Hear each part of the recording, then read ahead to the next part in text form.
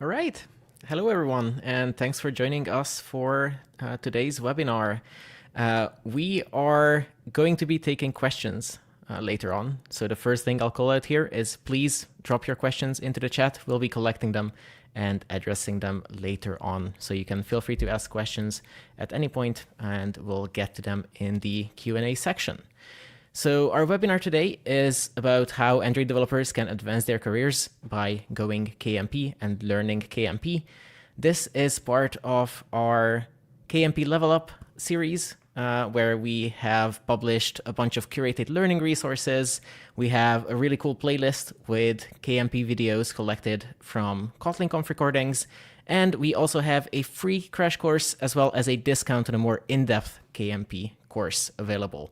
You can find the links to all of these things on the landing page, which is linked down below in the description. My name is Martin Brown. I'm a developer advocate at JetBrains working on Kotlin Multiplatform, Compose Multiplatform, and all these related areas. And our other host today is Pamela Hill. I'm also a Kotlin developer advocate at JetBrains and super excited to have you all with us. So KMP is stable and Google is recommending that you use it to share business logic between platforms like Android and iOS. And so many formerly Android-only libraries also have become multi-platform. Think Google's View Model and Room, Coil, the image loading library, Apollo, and so on. And Compose multi-platform is also stable. There are so many companies that are using KMP in production apps. For example, Google, McDonald's, Duolingo, Forbes, folks like Philips and Sony. But tonight isn't really about those companies. It's really about you. It's about your career. So how do you go from being an Android developer to somebody really special using KMP? Yeah, so with that, I think we can welcome all of our guests on stage because we do have a lot of guests joining us to share their expertise today. So let's briefly go around the room and do introductions. So name, company, role, that sort of usual thing. And please, everyone, name one specific way that adopting KMP has changed your career or your day-to-day work. And because there's a lot of us, I'm going to try to go through all the names in a row so that we don't miss anyone. Let's start with Zach. Hi, I'm Zach. I currently don't work anywhere. I'm based in New York. What was the final one? What's one way KMP has changed how I work? Exactly. Yeah, I've been able to build a lot of little helpful desktop apps with Compose Desktop that have been really helpful working on DevXP teams or working in IntelliJ plugins. Sort of a new, I guess, platform surface that I wouldn't have easily reached for otherwise. Excellent. Let's go to Philip next. Hello. I'm Philip, founder of PL Coding. You maybe know me from my YouTube channel, also Philip Lackner, where since 6 years, I'm mainly making videos, over 1,000 nowadays, about Kotlin. Some time ago, mainly about native Android, but now also Kotlin Multiplatform to build software with Kotlin for the whole stack. And what KMP was mainly a game changer for me was, of course, this whole topic around education, since that is what we mainly do, for just allowing me to reach a broader audience. Since for a long time, I was just focused on native Android, but then always thinking about, okay, iOS is also interesting, but it's a completely different thing, completely new language. But now that with KMP, we have the same paradigm, same language, often even the same libraries that we can use to also build not just iOS apps, but also desktop and possibly web. That has really helped me to also make more various videos on my channel. Yeah, I think iOS being unlocked for Android developers is one of the really frequent things that we definitely hear a lot. So let's go to Russell next for introduction. Yep, I'm Russell. I work at Ditto, and the biggest thing that KMP did for me career-wise was it gave me like I started my public presence with KMP. So I like my first conference talks were about Kotlin Multiplatform. I have a open source library, multi-platform settings. That was kind of my introduction to that world. And so it was, I kind of got in pretty early, and it was this brand new environment where you could make some contributions and help people. Yeah, and there's also definitely a it was- special guest. There's a special guest in the background that's also making his or her appearance, your cat. Could you please introduce your cat as well? And could you also please introduce his or her name and how KMP has made a difference in their lives? Yeah, that's my cat. His name is QWERTY, like a keyboard. Oh. And he's not really programming that much yet, but we're working on it. The typing is hard. Maybe try the tail. Usually it just kind of comes out as gibberish. Thanks, Russ. All right, let's go to Chris next. Hey everyone, I'm Chris. I'm from Berlin, and I worked in the last years as an Android architect at Kayak. This year, I left Kayak to become a solo developer. And the first thing what I did is to develop my Android application resubs into iOS. So I delivered for 1 month just to build up the iOS version. And as well, I created like in a Shippathon challenge from ReviewCat, a Momental application, which won the first place in the category Kotlin Multiplatform. Both apps actually won a prize, also the Resubs app as the best solo developer app, and they have been shown on the billboard on the Times Square this year. So both apps, iOS and Android at the same time. Congrats. Yeah, congrats again, and thanks for taking part in the Shippathon. Let's go to Marco. Yeah, hi everybody. I'm Marco, based in Berlin as well as Chris. And I'm an Android engineer at Gradle and also an indie developer because I have a couple of apps that I'm developing, Readerflow and FitFlow, of course, with Kotlin Multiplatform. And the thing that changed the career with Kotlin Multiplatform is that I was able to keep it up with iOS development because I started my career with both Android and iOS development and then stayed with Android. But then with Kotlin Multiplatform, I was able to really go deep into iOS and keep the both words. So now I can do all the platforms basically. And that was the main thing. Wonderful. And then let's go to Jake to wrap up the introductions. Yeah, hi everyone. I'm Jake. I am recently happily unemployed, as well as Zach. And I would say KMP has sort of provided a reinvigoration of this landscape of the ability to create libraries that don't exist, that sort of happened early on in Android's creation, maybe like 10 to 13-ish years ago. But then, we sort of got a library for everything. And with Kotlin Multiplatform, it was this new landscape where there were libraries platform specific, but there's this, potential, I guess, for these new either abstractions over platform specific things or even just new libraries to fit into this ecosystem that sort of reinvigorated and created this opportunity for a lot of fun development for me. So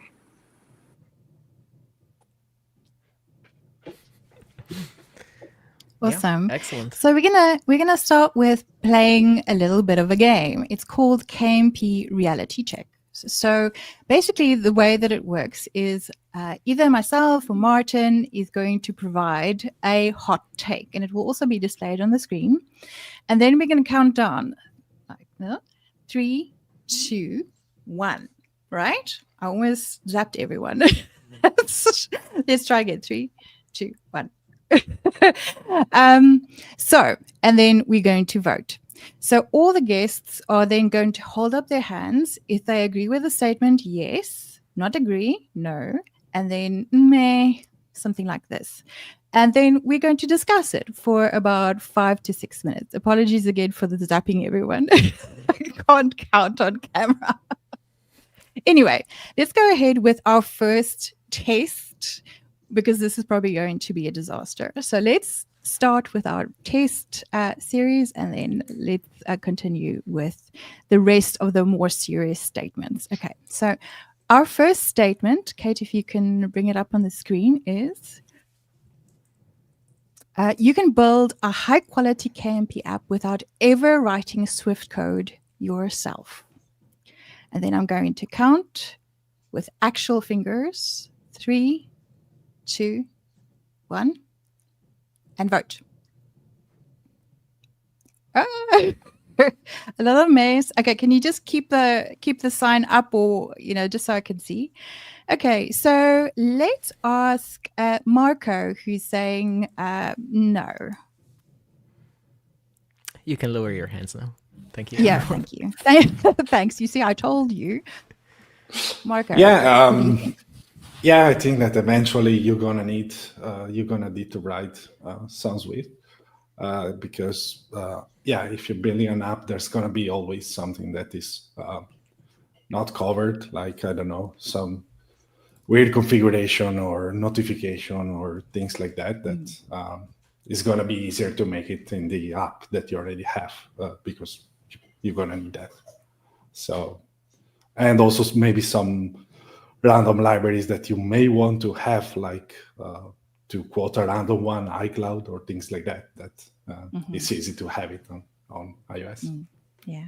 Russell said a definite disagreement there. What do you think? So I suggest yes, a little bit on a technicality. You might not be writing Swift code yourself. Somebody on your team probably is. And like it might not be a lot, but there's like, especially as things scale, like it probably is going to happen. But I think like a big piece of KMP adoption is not just what are you doing yourself, but also how are you introducing it to your team and all of that. And I think if you get your iOS developers on board, you might not be the one who's writing Swift code. And Jake was kind of like meh. What could you explain why you're kind of meh? It's definitely subjective based on what the app is. I don't think knowledge of Swift is a requirement for building a high quality KMP app, but I also wouldn't want someone to feel like they shouldn't have to learn Swift. I would say that the thing that takes a high quality app from being good to really great is embracing the things that make the platform unique. And oftentimes that does require dropping down to usually something native in the ecosystem, whether that's Swift for iOS or JavaScript for the web or whatever. So you can definitely get really far without it, but I wouldn't, and you don't have to know it up front in order to start building the thing. But I still think it's something that you should eventually strive to at least look at, because it may offer a bunch of things that takes your app really from just being good to the really exceptional. Thanks, Jake. Thanks everyone for answering. Martin, your next question, please. Yeah. So next hot take for everyone. We're going to vote again. Remember the rules and things. And remember how to gonna count. Yes, I'll do that part. That's okay. So if you are starting a new mobile app today, building 2 separate native apps for Android and iOS is a mistake. So we're going to go 3, 2, 1, and vote, please.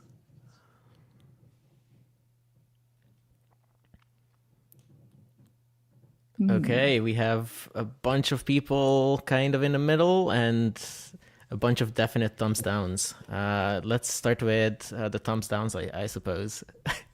Jake has the macOS thing going. Let's start with Chris. Why do you think it's not a mistake? So I would say, like, for every solution, it depends. The answer is always it depends. It's based on like how large your team is. Sometimes you have so much power that you can build on both sides at the same time. And there are sometimes very unique use cases where you want to maybe start with an iOS application because you want to have the look and feel very native. It's sometimes very hard to cover like 100% of all solutions. For example, if you want to have liquid class, at the moment, it's not that easy to develop on with the KMP solutions. So in this case, I would say it's sometimes it's better. Also, if you have like an existing app and it's running, it adds more complexity to the whole project. And sometimes it's better like just to separate each other.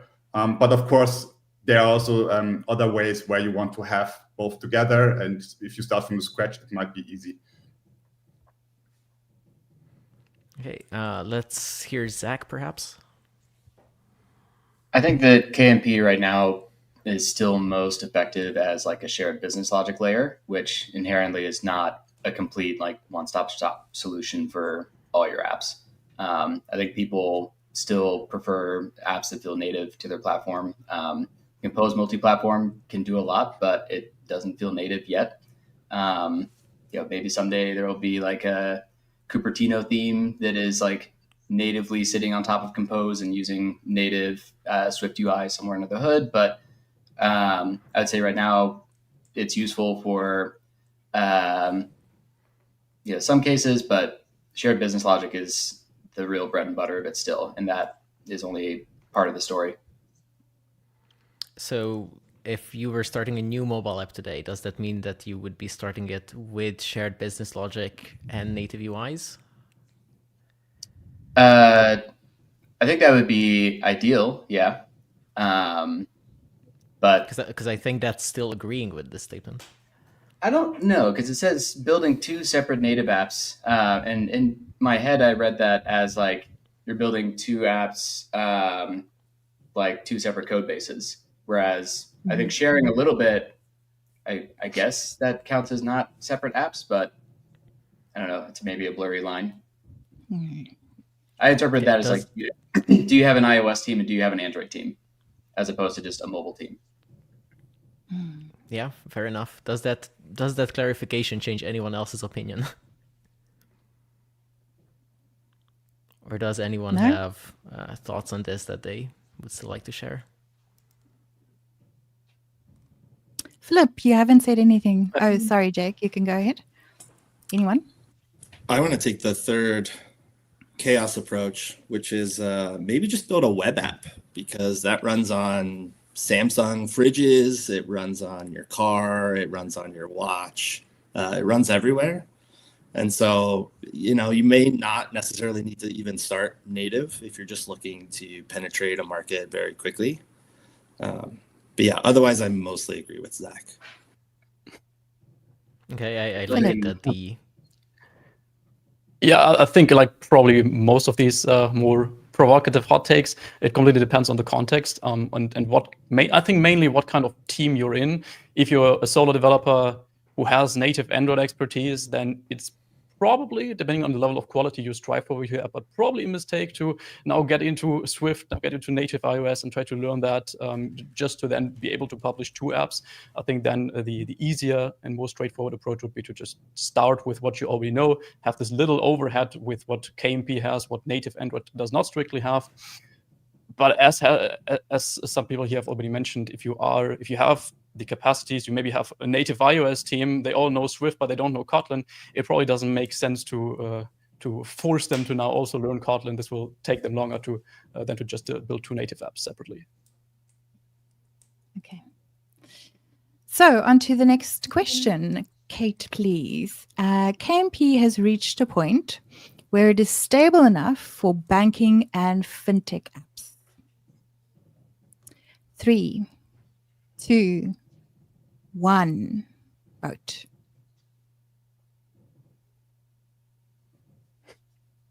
I see so many yays. Right. Since Jake was in a since Jake was at Cash App some time ago, and that's kind of fintechy-ish, right? What do you think, Jake?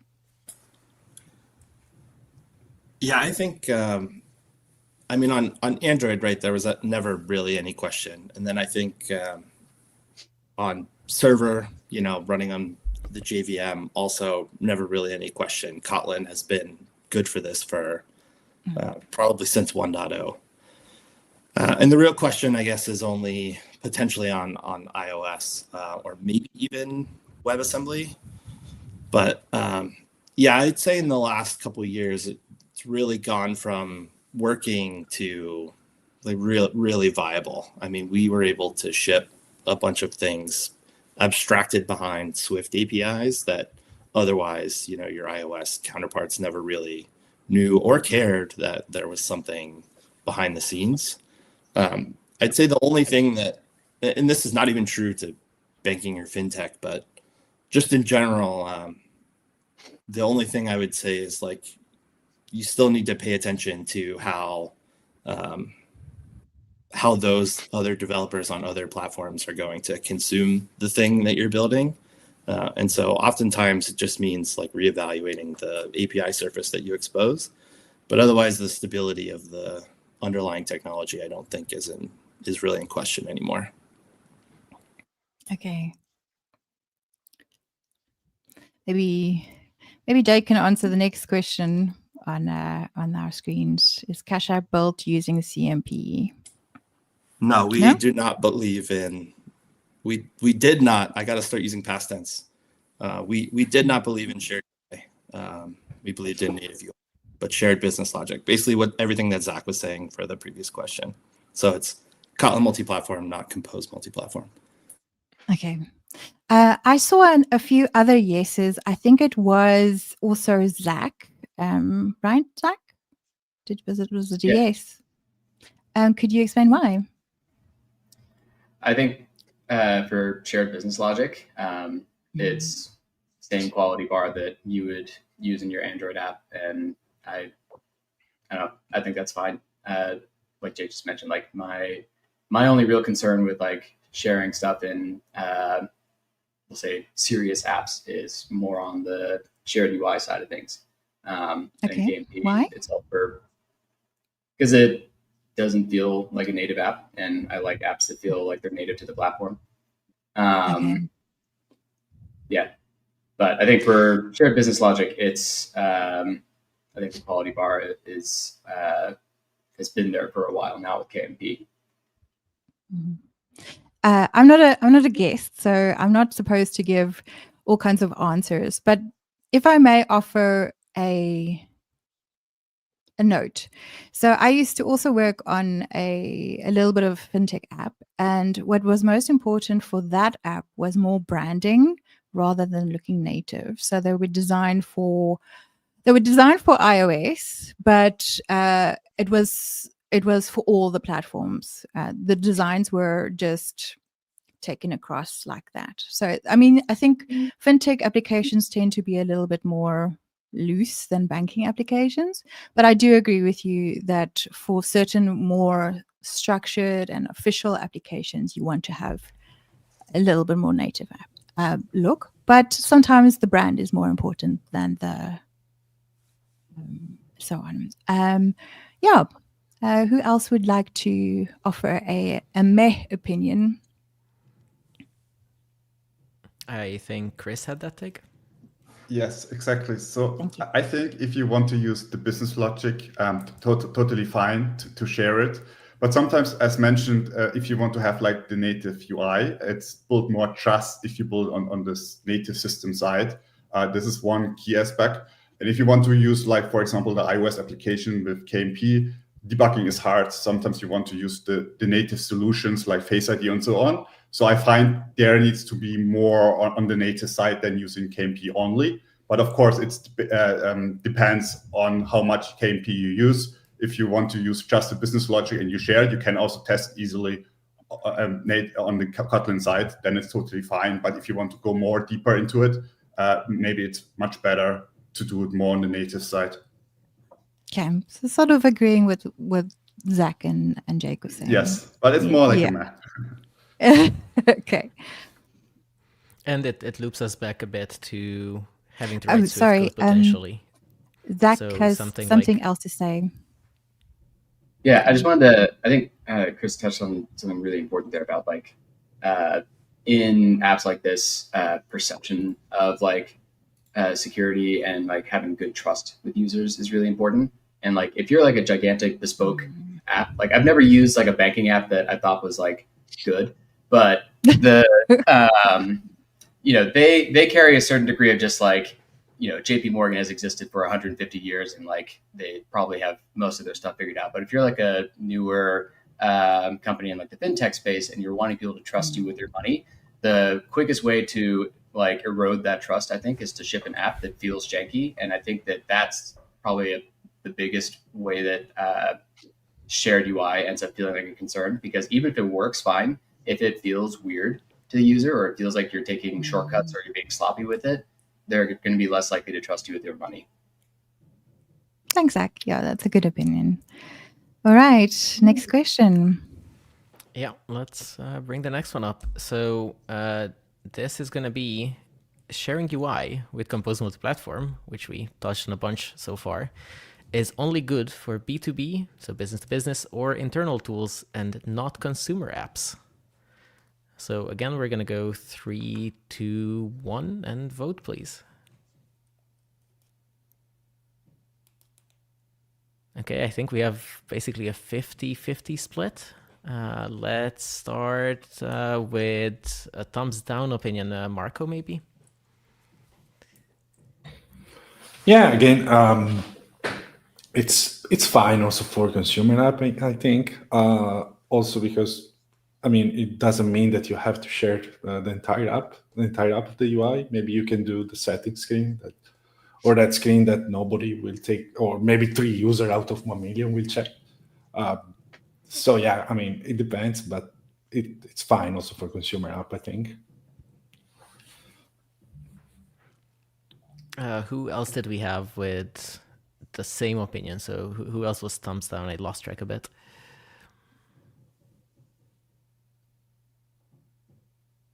Can you just all show your votes again? Just maybe Jake or Philip. I didn't have thumbs downs. Yeah, you had a meh. Yeah. Yes. I would say that. Go ahead, Philip. I would say that we actually also have an internal tool that we've built with Compose Multiplatform. I also had to smile there. But I think, again, it depends. Something that I would say right now would not feel very natural for consumers is if you build a Compose Multiplatform web app and you have all the material UI components there. This is rather untypical for a website. Also, I think untypical rather for a desktop application. So it depends on who your consumers are, but I would say if you have a lot of custom UI that would also be custom in a pure native app, then you have a lot less native typical components, and your users wouldn't notice too much that you actually use a shared UI there. So if you have a lot of custom UI components, I think this is okay. You can do this. If you really need this native look, then obviously not. Right. Let's go to Jake then, maybe, with the thumbs downs. Yeah, even though I personally would not choose Compose UI multi-platform, I think if you look at apps that have had wild success, there's almost no underlying technology choice that has created that. You can build the best apps in frameworks that I absolutely hate, or you can build them in frameworks that I love, and it doesn't really matter to the user as long as you're providing value to them and doing something novel or new or whatever. And so I think for us, as Android developers, we want to choose the thing that we feel comfortable with. But if you're starting a business and the only people that you can find are Flutter developers or React Native developers or web developers, or maybe it is Android developers that do Compose UI, getting something out there quickly with the tools that you have at hand and the ability to ship is more important. And so I will say that you can absolutely build a game-changing, revolutionary app in Compose UI multi-platform, but you also can do that in any other technology. And that's actually a compliment, I think, to Compose UI multi-platform, because it has reached the point where now you actually can do that, and it is on par with those other technologies that have been around for longer. And so, yeah, it depends, but you absolutely can do this, but it's not a requirement for it. Yeah, Cool. makes sense. I think it's a really good point that you can build really good and really bad apps with any framework at the end of the day. So Compose itself is there and ready and has the capabilities to build performant apps and beautiful apps. Of course, it's always what you make of it. But if you have existing expertise coming from an Android background, all of that transfers very, very well to doing the same thing on multi-platform. Anyone else with hot takes on this hot take before we go to the next one?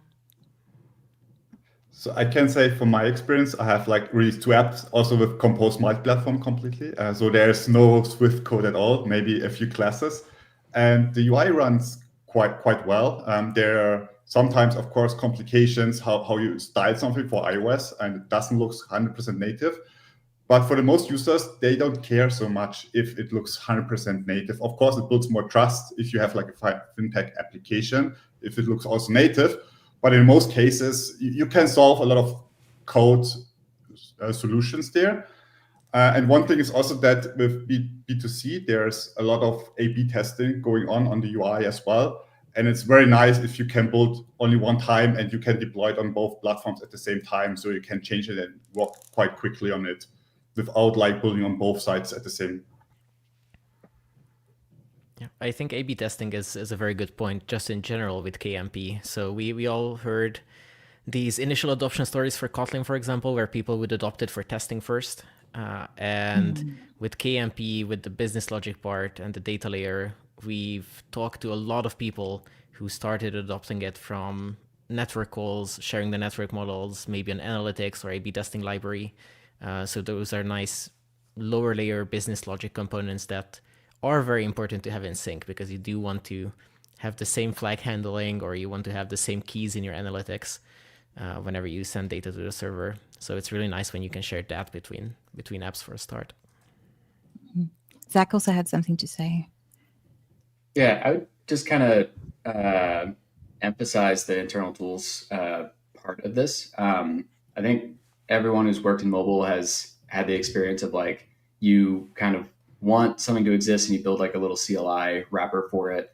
But it's otherwise like getting something that other people in your company can use that don't have Android apps, you're kind of like stuck with. And CMP has been fantastic for just like, oh, I can just put together a little desktop app for, if you, when I was at Slack, we built like a project generator UI for people on our team. It's really, really helpful for cases where like an app for this would otherwise not exist, or just be like a CLI that has, opaque arguments to pass into it. So it's, it's great for internal tools. Cool. So we have a question from the audience in our comment section. Kate, won't you bring up that question for us, please? So we're going to vote on this one. So our audience member, Tyler Wilson, says, this is a hot take. Gradle is the hardest part of KMP. Spicy take, maybe? What do you think? 3, 2, 1, vote.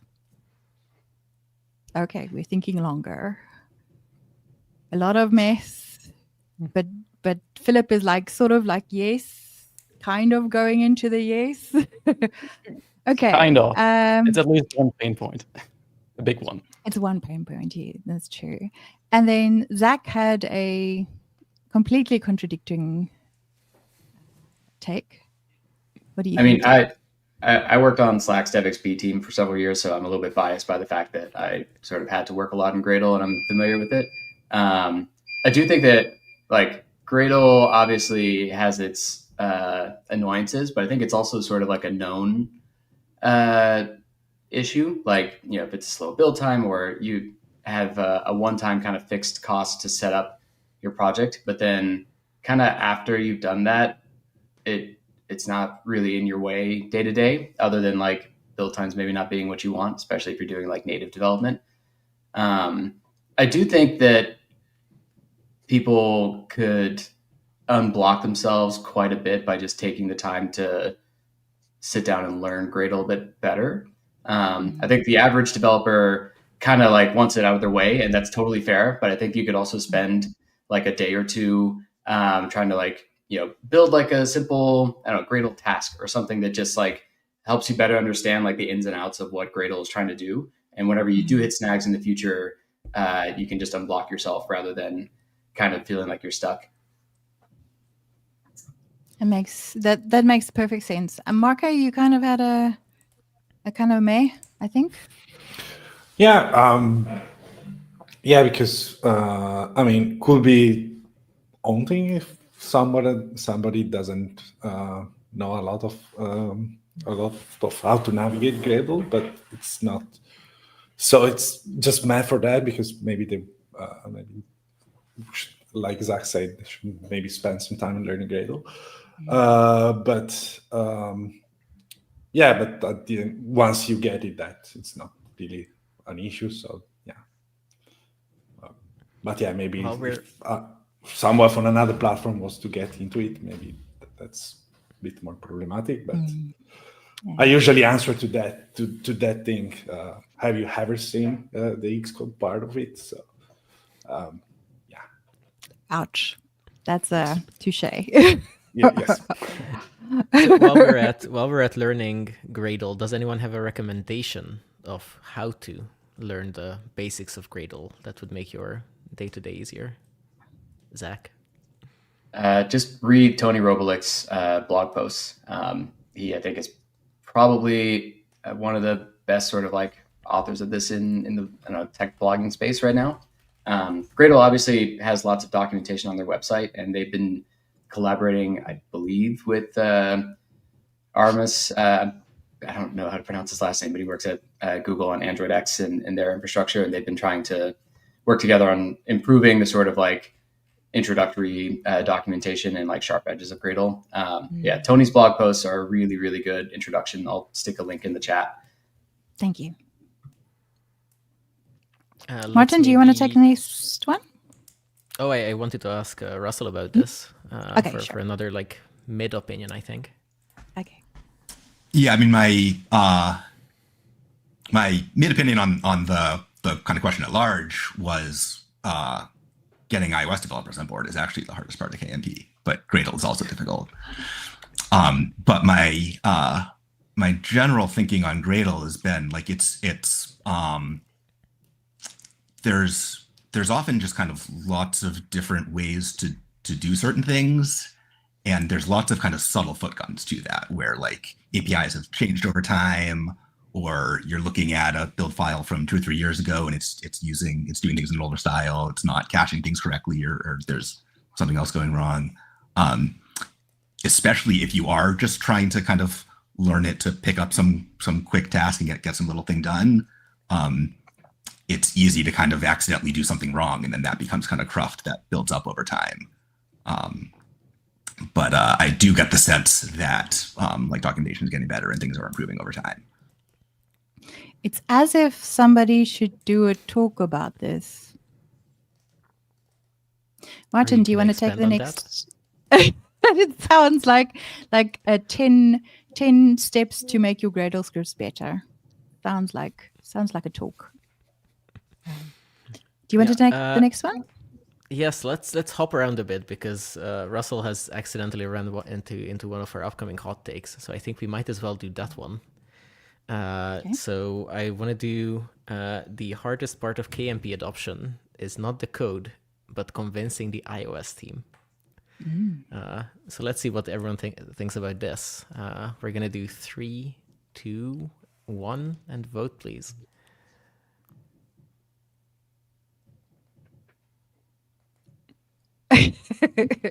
Jake was very not sure about this one. Okay, we sort of expected all thumbs up, so let's see Philip for a thumbs up opinion first. While I did not yet have to convince an iOS team to use KMP, if I would think about convincing Android and Kotlin developers to use Swift multiplatform, I think that would be just as hard. And that is where my thumbs go up. I personally would probably also just say no. I like Kotlin. I want to stay at using what I already know because it works. And I think iOS developers would also say the same.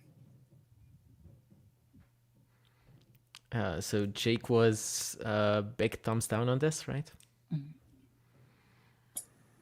Yeah, I I think potentially the reason this comes up is that oftentimes we approach the iOS team the wrong way. I don't know, it's hard to talk about them. I don't want to talk about them as sort of this general mass or whatever, but like generally they've been resistant to things like open source libraries and doing things that aren't the Apple way or etc. But I think you'll find that if you approach it from the stance that they actually already are leveraging multi-platform code to great success through those things. So like the example I love pointing out is to iOS developers that are hesitant is like SQLite, where they're using core data or whatever, which is this high level, or whatever the new Swift one is, the high level abstraction on top of SQLite, and they really almost never see the underlying C APIs of SQLite. The same is true of Android, but like it's the same C code that's ending up in both platforms, and that is like so high leverage. Like we gain so much from that, and this basically is the ability to do that same trick. Kotlin Multiplatform is the ability to do that same trick with business level, like logic or code, or even just shared infrastructure, like you're talking about the feature flags, or to go back to fintech stuff. Like one of the things was like rounding rules and calculation of like taxes and stuff, like stuff that you just want to write once and have it everywhere. And so KMP allows you to do that, and you can provide this amazing value and then just hide it all behind Swift or TypeScript or whatever, and not like you're unburdening those people. It's not about taking things away from them. It's about freeing them up to actually write Swift UI and do those crazy animations and integrate with platform specific things, rather than saying like I'm gonna like this, we're taking something from them. We're actually giving them this gift. And when I think if you approach it like that, like it's a SQLite, it's a superpower, it's this low level thing to be taken care of for you, and you get to go work on things that are actually more entertaining. It resonates much more, and it has worked successfully, at least for us when we did it for the cache team. So you're essentially saying that the kind of black box approach of integrating KMP was successful. Yeah, and that can be like the foot in the door, and then maybe you actually do start taking things from them with Compose UI multi-platform or whatever. But I don't think that initial thing of convincing them. I think it's really about making the right argument, and if you make the argument in a way that is actually you're helping them rather than taking things away from them or whatever, it just ends up resonating more, and there's less resistance to it. Does anyone else have experience with convincing or trying to convince iOS folks? Russell, yeah. Yeah, I think a lot of what Jake says is correct. Like you need to kind of approach things in a way that like kind of shows the best benefit to the business and to the iOS team. What I think is most important about this is just to remember that, like, so often as software engineers, we're just focused on the technical problem, and we're just saying like, well, this works, so we should use it. And this is a really kind of key example of where just the technical side isn't enough. Like the people side of things is important to get company adoption. You need to get the whole team on board to make KMP adoption work, and keeping that in mind is important. Anyone else on the same thing? I totally agree. The personal side is the most important, or one of the most important one. I can remember back in the days, it was 8 years ago, where it started KMP and we tried to introduce it. And the key was that the iOS developer thought it's like losing their jobs in the end. They had the fear, we don't need them anymore. Maybe one developer of 3, so we have to leave 2, and then the other one maybe also has to develop Kotlin code. So there was like a lot of humanity level issues kind of there, that they thought, hey, why do we need the iOS developer now when we have KMP and Android developer can do everything now? That's I guess one of the hardest parts, especially like convincing them and understand, hey, they can do other things. It's not that easy, and I would say it's hard. It's very hard, and it's also depend on the team and the personality of each person. Sometimes they like to learn KMP or another language, but it's in general developer issue. Everyone likes their language. Like every other language looks cluttered, or they like the IDE, right? Somebody likes the Xcode, and then Android developers say, hey, how can you use Xcode in general? It doesn't work in the end. Mm. Yeah, I think that touches on something that that we've heard a lot. That, for example, convincing iOS people that there's still very interesting native work to do, even if you have some part of your code base shared, is actually a really good approach, because no one wants to feel like they're being pushed out by the other platform team or anything like that. That's true. You want to have some empathy. Yeah, we also have a bunch of things around convincing your team and such in our documentation now. So if you go to the multi-platform journal part, I just want to highlight to all the viewers that you can find a bunch of info and things around this there. I think we can probably move to the next point. Sure. Do you want to take a question from the audience, or do you want to take a question from our pre-prepared list? Shall we take a question from the audience? Sure, let's do one. Okay. So let's just see. Kate, can you just bring up the first hot take? Okay. Right. Let's maybe, yeah. Thank you. So this is one of my sneaky hot takes that I think was quite interesting and funny to see in here. A KMP expert is harder to hire and paid more than a senior Android dev. What do you think? 3, 2, 1, vote. Oh, a lot of no's. Okay, and a meh. Russell says meh. What does Russell think? And QWERTY in the background. Sorry. He's quiet it's now. Okay, don't worry. Yeah, I mean, I think generally this is it depends kind of thing. And that's kind of where my math comes from.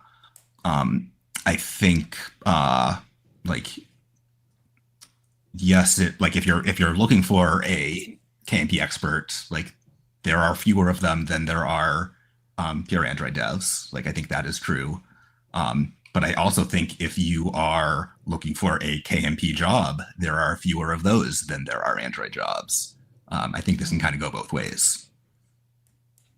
That's true. Zach, what do you think? I think I've never seen a job listing that says it's looking for a KMP expert, and feel like the only companies that I could even imagine posting that are like TouchLab and TouchLab. Probably JetBrains. JetBrains. JetBrains creates these engineers and then sends them out. Chris, what do you think? So I think if you're a senior Android developer, you can easily jump into KMP and learn it, most of the stuff. And I think it's quite easy to get like an Android developer and then give them the knowledge. Of course, as mentioned, a job with KMP I have never seen, or very rarely. Not sure about that. But of course, if you want to have like specific iOS skills as well as Android and maybe web, the full stack quietly, then you maybe have to pay more. Paying more is always nice when you're on the receiving end of the paying more. Right. Any other opinions? Anybody else that wants to? Maybe Marco? Yeah, basically everything has already been touched. I didn't see so many KMP expert labels of in the job ads and stuff, but mostly nice to have. So the thing is more an Android dev that has knowledge of it. Yeah. Jake. I said yes to this because I think we all maybe have a bias or an assumption that a KMP expert is also an Android developer. We at Cash, we tried hiring someone who is an iOS developer, but also a KMP expert because of the level of Kotlin Multiplatform that we had. And it was almost impossible to find. There are some people out there who are, for whatever reason, very interested in iOS and also very interested in what KMP can do. And I think that's an extreme rarity. So if that person existed, I think they would have been able to take that to the bank. Yeah. So there's some career advice for iOS developers, for any of them watching. I'm sure there are a few. I hope there are a few. Please let there be a few. Right, so we're going to go into a little bit of a closing question. So the last closing question, and that's going to take us to almost into the Ask Me Anything section of tonight. So the closing question is, in 5 years, the role Android developer will not exist. We will all be mobile engineers. What do you think? 3, 2, 1, and vote. Unanimously, I think that looks like a no. Anybody want to volunteer why that is a no? It's raining on Zach. Let's hear from him. There's still, I don't really have much to expand on it. There's going to be Android engineers and there's going to be iOS engineers. That's just how, I don't know. That's how it's going to be. Cool. That's my gut feeling. Okay, that's good. Sounds solid. It sounds like a solid opinion. Anybody else that wants to jump in? I think for my part, like I would love to see a world where this is true. Like I think we could all kind of gain a lot from working together more and from kind of having knowledge of both platforms and keeping these teams less siloed. But I also think there's like both Google and Apple put a lot of investment into these native platforms. And I think like there's been people saying that like the web is going to replace native mobile apps for the last decade, and it's never happened. And so I don't really see native mobile kind of completely going away. But maybe there'll be less of it. Maybe there'll be less of it and more shared code, and that would be nice.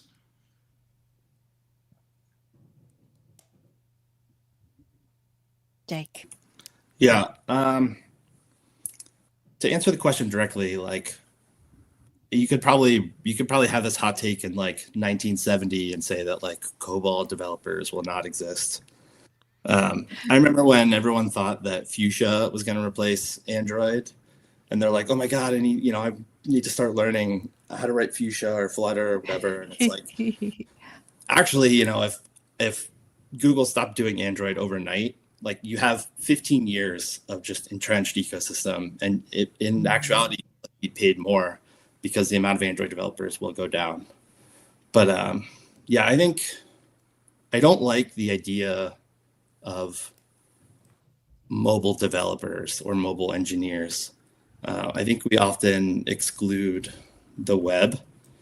And I actually would. The only reason native development exists is because Google and Apple, enforce this closed ecosystem, and they prevent the web from being an equal citizen on their platforms.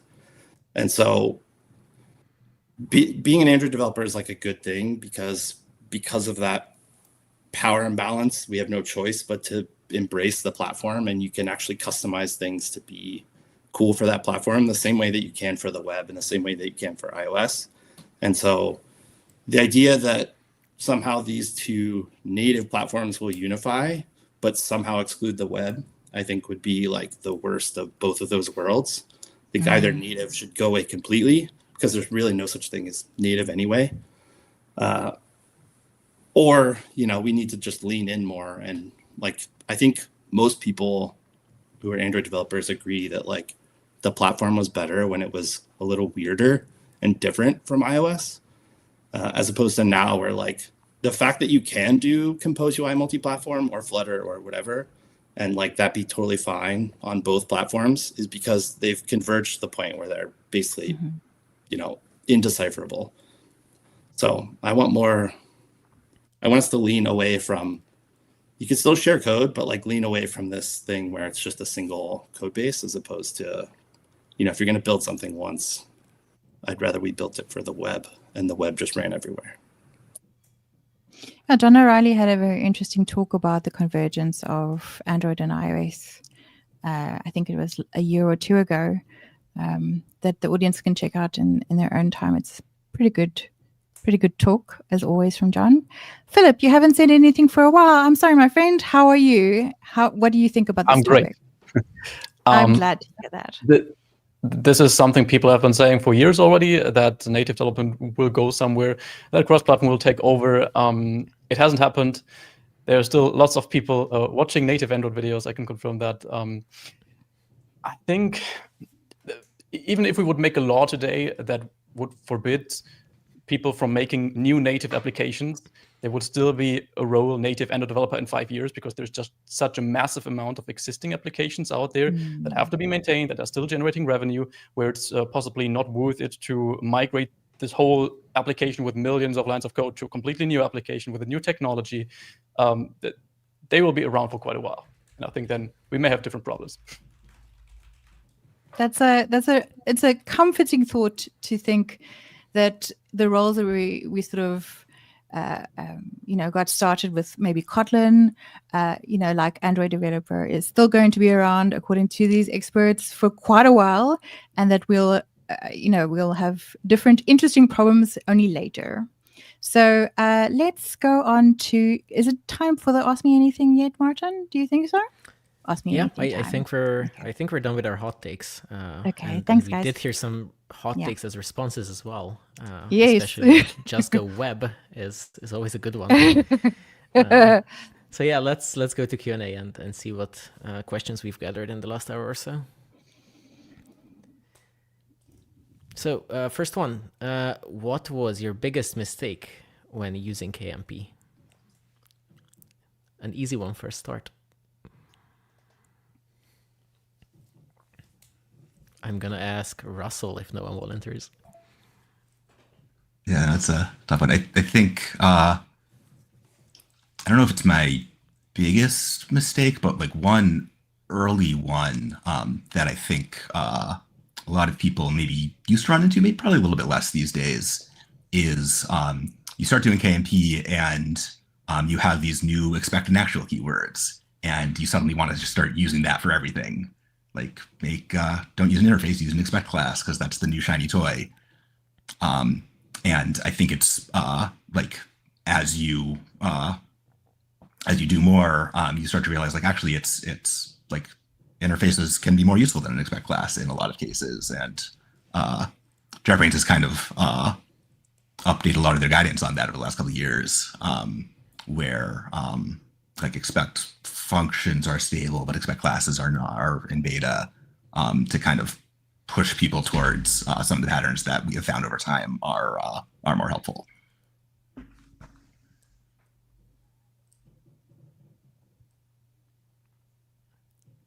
Wow! Thanks, Kate, for that for that paragraph. Maybe else we should the biggest mistake before we go to that. Or does nothing stand out? No, I can answer something. Yeah, some mistake on my side was mostly not knowing the other platforms, so doing stuff that are that I assumed they was working. Like, for example, I don't know, setting using the defaults for where to set the database. And then on iOS, if you want to use a widget and share the data, you can't if you don't put the database in a shared group of things. So yeah, to summarize, just give the platform, not knowing the platform, basically. Or assuming that you know the platforms, which is even worse. Or not talking to your teammates. Yeah. That know better. Fair enough. Okay. Thanks, Kate. We can go on to the next question. Thanks. Okay, here I go. What can be done to convince medium-sized companies, especially the people in upper management, not to choose React, but to choose KMP, awesome KMP, when they already have Android and Kotlin applications? So this is more of a engineering, how do you talk to your engineering managers and your CTOs and so on kind of question. Who talks to their CTO often? Anyone? No one? I think if you already have the Android application, it's a little easier. Like the main argument there is like a lot of what you're doing for KMP is like or can be the same on Android. So like you might need to change out some underlying dependencies and things if you're using JVM only libraries, but like when you move from Android to KMP, you a lot of stuff just kind of stays the same. I think this comes up more often when you're kind of starting more from the iOS side than if you already have kind of something good in Android already there. Anybody else want to share? Jake, yes, please. One of the things that it's weird that this is a technological thing that I think is actually a sort of superpower of Kotlin Multiplatform, but it adapts its language to the execution environment of each of the multi-platforms that it runs on. And so you get like relatively normal JavaScript out when you're running on JavaScript. You get LLVM, IR that compiles down to native machine or like assembly code when you're running on Kotlin native. And on the JVM, you get, you live basically in the same memory space as all the other objects. And so that gives you a huge performance advantage as opposed to something like React Native where, I don't know how many people work on React Native, but the execution environment being limited by the JavaScript VM, the single threadedness and the challenges of marshaling data across and encoding it, and just the overhead of the chattiness of communication across that bridge to coordinate the native UI. So I tend to approach that from the like a technological, part of it from this technological argument. Because there's like Swift they recently added the ability for Swift to run on Android. And everyone's like, oh, is this going to be a huge competitor to Kotlin Multiplatform? But the big difference is that it's still compiled to native code on Android, and you have to talk to it over the JNI bridge. And so there's like a huge performance penalty. Whereas with Kotlin code and run it on iOS, it's executing in the same. It's not the same memory. I mean, it's the same memory space technically, but it has its own allocator. But you can share references like to native Swift. And native Swift references can come into Kotlin because they're executing both in the same memory space, as opposed to Swift on Android, where passing things across JNI, you either have to serialize it or maintain copies on both sides or whatever. So I think there's a lot of arguments to be made for like you already have Android or whatever, but I do think there's like good technical arguments you can make as well for actually we're going to get native like performance on every platform we run on, because Kotlin's one of the few multi-platform languages that actually embraces the execution environment of each platform. Zach. Another thing I'd toss in here is kind of thinking more about who your audience is. If you write a 10-page technical like deep dive explaining the pros and cons of it, your CTO is not going to read that. They don't have time for that. They don't understand it. Yeah, your manager might not understand it either, depending on maybe your manager came from like a web background or something. what people in engineering management really care about is metrics.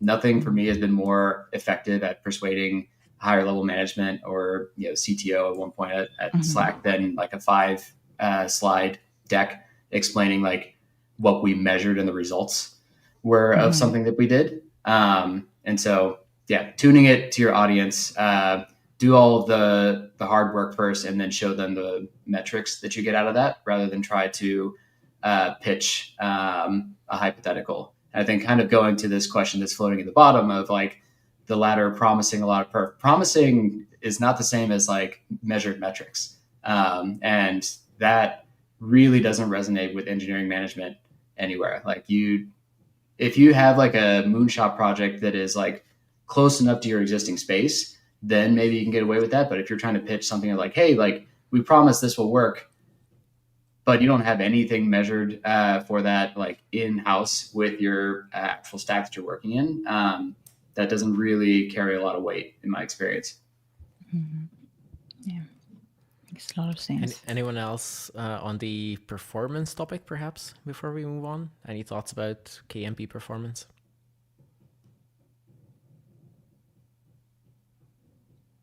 Any concerns at all about KMP performance? Let's phrase it that way then.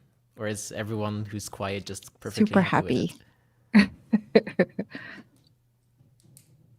I would say they must be super happy. I would say that there's especially if you look at like CMP, there's measured performance and perceived performance. CMP, you get much more into UI and your user experience. And you can have an app that runs at 120 frames per second, but if it doesn't feel native, users are going to feel like something's off.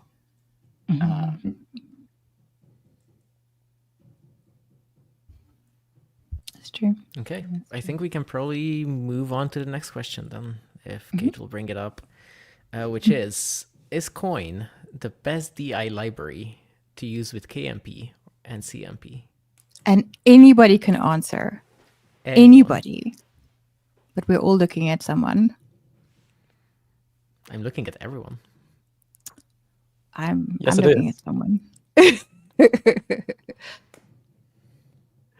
I really, for a long while, I've used Dagger, and before that, the old Dagger Android, which has always been a pain, especially when having an education background and you actually have to explain people what happens. Then I've seen how many people are completely confused when using these more traditional DI frameworks that we've used on Android, like Dagger mainly, and then completely forget what dependency injection really is about in the end, to just pass stuff around and have some sort of a way to manage that at a central place. And I found that Coin just helps us to still have these advantages of using a DR library on Android and in Kotlin Multiplatform, especially with things like constructing view models that need a factory, where there's a lot of stuff going around, and it requires a lot of boilerplate code when doing this yourself, which I found Coin to be the most flexible option for. Okay, Coin is super simple to use. It's super simple. I'll give it that. Any other opinions? You know who I'm looking at. It's Zach, right? You're looking at Zach. I'm looking at both of you, but I didn't want to make my eyes do a weird thing by going like this. So let's start with the hard one and ask Zach, and then we get back to you, Jake. Let's Zach, yeah, please. Yeah, I guess for those in the watching on the stream, I have built a multi-platform DI library in Kotlin called Metro. It works fairly different than Coin in that it's fully like a compile time framework as opposed to a runtime framework. I like Metro. I think it's a great choice. You should. Metro it's quite a bit newer, and so it's not as mature as libraries like Coin or other predecessors like Dagger or Kotlin Inject. And but I like Metro.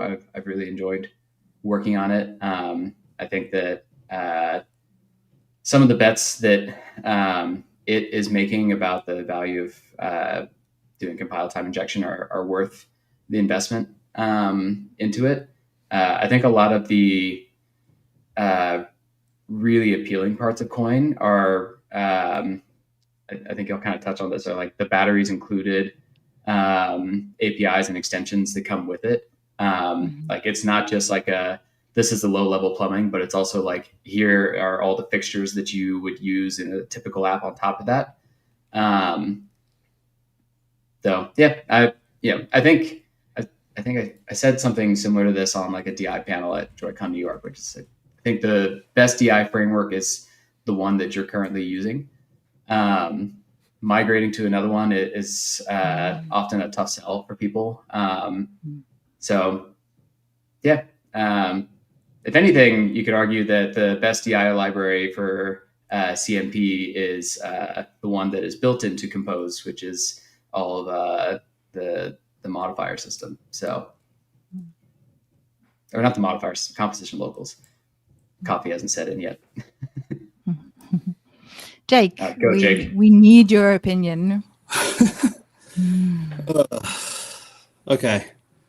I'll try not to swear. Please Coin try. spent like 10 years gaslighting people into thinking they were doing dependency injection when actually they were doing service location. And there's nothing inherently wrong about doing service location, but it's a lie that you're not actually gaining the benefits of dependency injection, which is inversion of control, which is that your public API surface exposes the things that it requires explicitly, as opposed to taking in a single injector or service locator, whatever they call it, and then like pulling the things out of it. And then they did eventually get around to doing proper dependency injection. But yeah, I think the thing for me is really, and I don't want Zach to sell himself short, that cache we migrated from Dagger and Anvil to Metro in like almost no time. There's a blog post on the cache developer blog about it, and Zach's done a great job of making compatible APIs and migration path for that. I will say that though, like Coin is, I do totally agree that Coin is fine. You can build tons of apps with Coin, but I think the problem is that when you run into its limitations, it's already probably too late, and it scales about as well as other mechanisms of passing around dependencies, which would be like manually or just putting them in an object, or all of those things are fine ways to get started. But really once, and you should actually optimize for things that are easier as opposed to harder. But like, man, when you really run into the size of an app, when the compile time validation, the introspection of the graph, like the Metro's latest release yesterday or 2 days ago with the visualizations that it provides, that stuff creeps up on you when you become that app and you have that number of developers that are iterating, where you like don't see every PR anymore. You don't review code change. That compile time validation is like the thing that lets you sleep at night, in the same way that like the type system is the thing that lets you sleep at night, where like unlike your JavaScript counterparts, you're never going to pass an array where a string is required. The whole reason like TypeScript exists. And so, yeah, it's really just type safety, compile time type safety for your DI graph, I think is essential. And I know that Coin, it has a bunch of things nowadays that actually provide this. But like they spent so long saying they were DI and they weren't DI. It's like OKHTP saying it was an image loading library instead of like Coil or Picasso. Like an HTTP client is not an image loading library. You can load images with OKHTP, but you still have to do a lot of things yourself. I've never seen a code base that's doing Coin proper DI, and you definitely can do it. I don't know. Take Zach's more tempered argument, and I'll stop. We definitely had a hot take over there, or like not just one hot take, some 3 hot takes, and I threw in a little bit of Afrikaans in there. Martin, do you want to take the next question? We've got an interesting take that you might want to ask. Yeah, let's go to the next one. KMP is really challenging for LLMs, mostly using codecs, blah, blah, blah. And understandably, because it's a relatively new technology and there's not much information out there about it. Any tips or tricks on using LLMs with KMP code? Chris, perhaps? So yeah, I'm using Cloud actually. Most of the code development with KMP, it works pretty well if you have like existing code base and the LLM understands already what you have. Also, if you can break it down to smaller tasks, what you want to do. Sometimes it's also good to give some documentation link from JetBrains, for example, into it, that they understand a little bit better where it should go actually, in which source. When I work on iOS main source set, then it can get quite tough to understand exactly what it needs. So I need some experience and adjustments from my side. That I agree that it's not perfect. That's the only use case where I need to learn a little bit more about it and then adjust the LLM from my side. Makes sense. Let me ask Zach if he has anything on this, because I know that after that he has to run to catch a plane.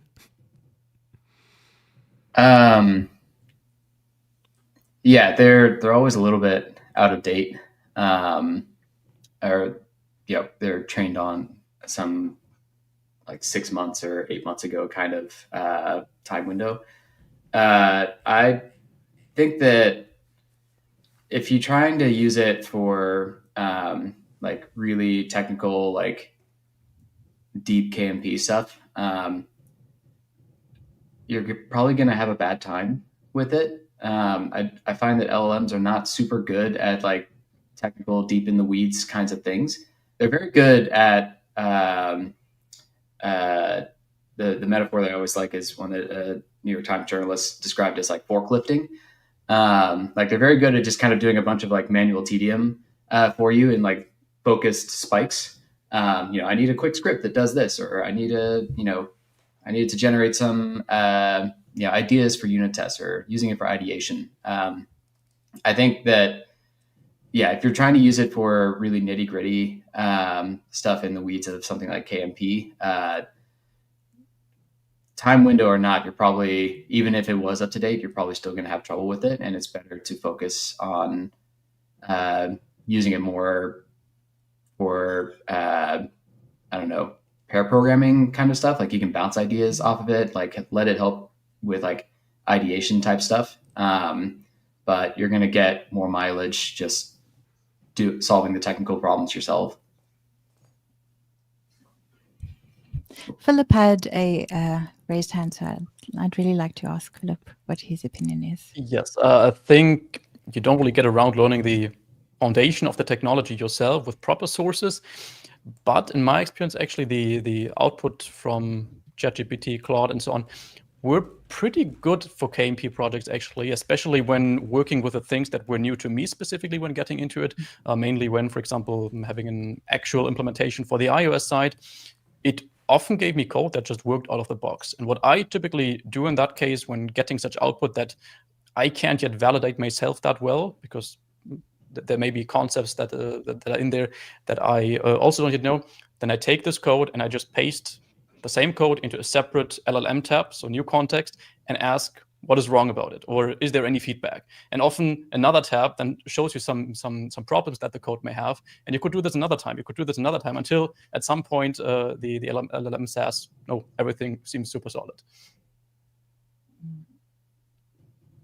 And that makes sense. So, folks, we're almost wrapping up. It's been a crazy time with all the expert opinions and, DI versus service locator excitement.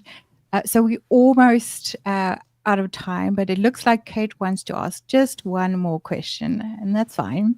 What do you personally like the most about KMP? Maybe let's do this very, very quickly.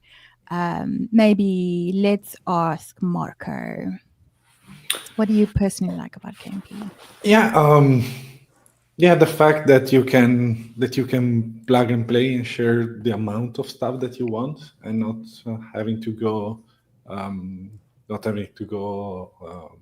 all in. That's something that I really like, because I can mix and match whatever I prefer and whatever I like.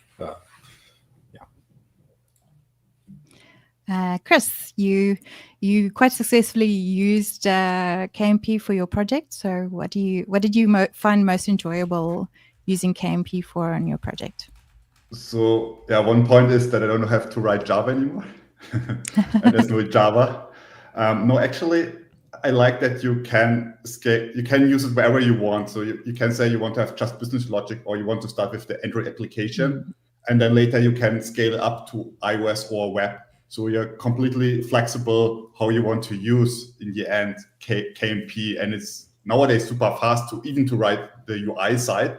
Actually, 2 months to just build up both sides, so you get like the Android native, and on top, especially as a solo developer, if you have one repository, you get almost the iOS app for free, and that's really enjoyable. That you don't have to jump into Xcode, develop a lot of Swift code, and then you spend almost the double of the time. So that's what I really, really like on KMP. Okay. Any more opinions on this? Maybe just one or two? Russell, thank you. I mean, I would definitely echo what everyone already said about flexibility. But the other piece that I think is really valuable is it is a relatively low risk thing to adopt compared to lots of other multi-platform technologies. So some of the stuff that like Jake was talking about earlier about running in the same memory space, you're kind of running closer to, you're kind of doing things that are closer to the native platform. And also like the Android side, you're doing essentially the same thing that you would be doing if you were writing separate native apps. So if you try to explore KMP and you decide it's not working for your team, you don't really have to change anything on Android. Like maybe you want to migrate back to some JVM only libraries over time, but you could leave the Android app as is and just kind of add in the iOS pieces that we're missing. And I think that can be a really helpful way to argue. Like if you're trying to kind of argue for adoption, that can be a helpful way to talk about how you can like how it's a lower risk thing. Mm-hmm. So we have to wrap up now, really, guys. So what we need to do is my sort of parting, like final words in the webinar is, if somebody was watching this and they decide to start learning KMP tomorrow, like tomorrow, what is the first thing that they should focus on? And I'm going to start, we're going to work down the list, and I'm going to start with Jake. What is the first thing that somebody wanting to learn KMP should start focusing on? Oh, yeah. Are we assuming this person is an Android developer? Yes. Well, the webinar is about Android devs, so I think that's a safe thing. Yeah, that's tough. I would say that Kotlin Multiplatform really, when you start putting your code running on different platforms, it really can change the experience from being sort of annoying to empowering if you have really good API design.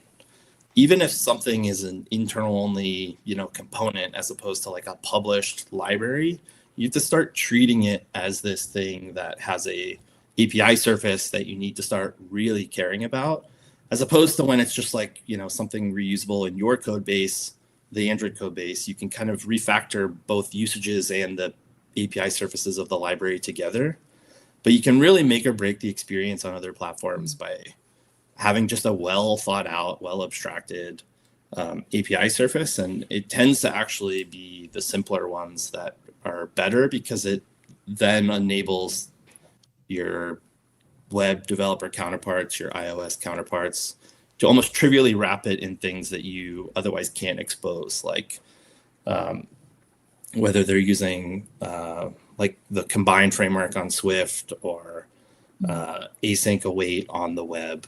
by just exposing sort of simple, well-designed primitives through this Kotlin Multiplatform library and really focusing on that. The people who are consuming it from the other platforms will feel more like you're helping them rather than burdening them with this thing.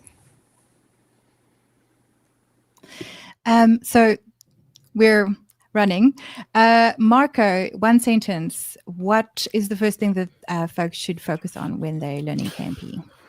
Yeah, connected to what Jake said, basically learning also the other platforms. I mean, not in super duper details, but at least knowing how things works will help you shape better SPIs. Russell. I think I'm someone who likes to learn by doing. So I think it's learn what you learn the iOS API you need to build the thing that you want to build on, build whatever feature you want to build in KMP. Learn enough to do a thing that you can build, and then you'll kind of incrementally do more from there. Chris. I give it to everyone as advice when you want to learn a language or a specific topic. Pick up what you really love, like an idea or a project that you really fascinated, and then start a project slowly, a small task, and then extend it even more into the direction of other platforms. So Android, then you have a running app, you have a success, small task, and then go forward into bigger other apps or platforms so that you see the success. You always underestimate what we can do, we overestimate what you can do mostly over the years, but underestimate, in the end, what you can actually do exactly. And so start with small tasks and then scale it up, and enjoy what you do in the end with a project. So that's the best way to learn. Philip, I know you have some wise words about this. Maybe to extend this with a technology, I agree with everything that was said here, but to extend this with a technology, take a look at Gradle. We had this before here in this talk, because you won't really get around it, at least right now. And there are, especially for native Android developers, there are some things that may seem weird at first. Where are the product flavors? Where are the build types? Learn what is unique about using Gradle in Kotlin multi-platform projects. What kinds of parts may you still use in the native Android part? How do you work with the other parts? Understanding that will give you a more peaceful life later. Sounds wonderful. Great. All right. So it's my job now to thank everyone involved here.